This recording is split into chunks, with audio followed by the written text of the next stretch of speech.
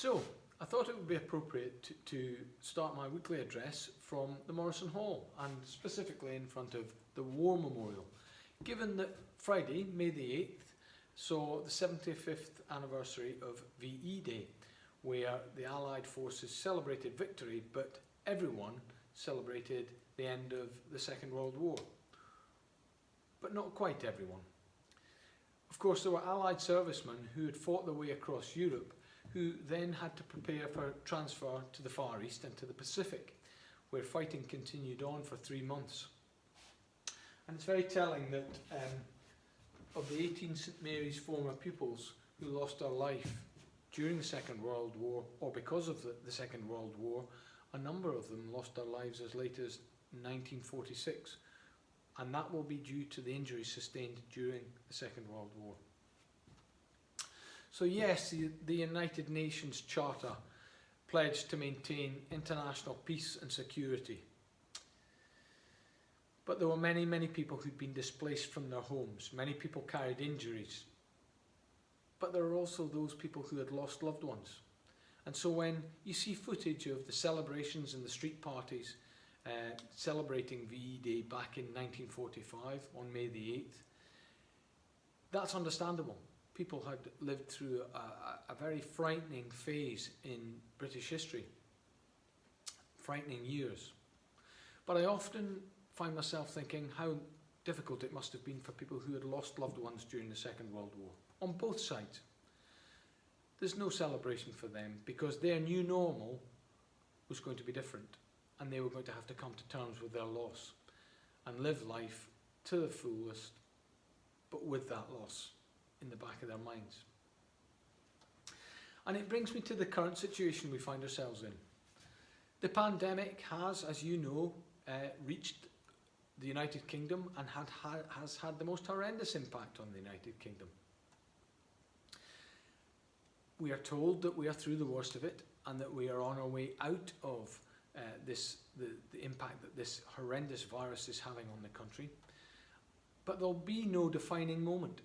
As we ease our way back towards normal, again, my mind turns to the people who have lost loved ones during this virus, this pandemic. And their normal, again, will never be the same. I often think of the frontline workers who have had to help families and help the ill cope with this horrendous virus, and they've had to face up to the fact that many people have lost their lives, and they've been right there at their bedside when that has happened.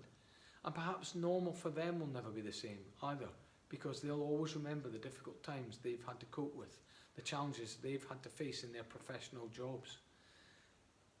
And I would imagine there'll be no celebration. So please bear that in mind. Yes, it's lovely to see footage of street parties in 1945 and the happy celebration that things had appeared to come to an end. But there's always that legacy. War brings that legacy. And actually, this virus is going to bring its legacy too.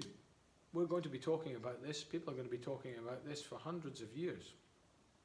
So you can be proud of the fact that we're finding our way through this. We're very proud of the fact that you're continuing on with your teaching and learning at home, and we know that you're being supported by ever-patient parents and loved ones at home who are helping you with the work that we are setting. We recognise that parents are having to do that whilst dovetailing their work commitments. They've got their own professional jobs to cope with, and that is by no means an easy feat. So we take our hats off to you for all the support you're giving St Mary's pupils at home and helping them with their learning. We've been very impressed with the work that we've been receiving, and every time we receive a piece of work, the individual pupil, their effort is appreciated and understood. And whilst they might not be getting everything right in the work that the tasks are completing, we know when the effort's been put in. And generally speaking, we are extremely proud of the pupils for all that they're doing and for the support that they've been receiving.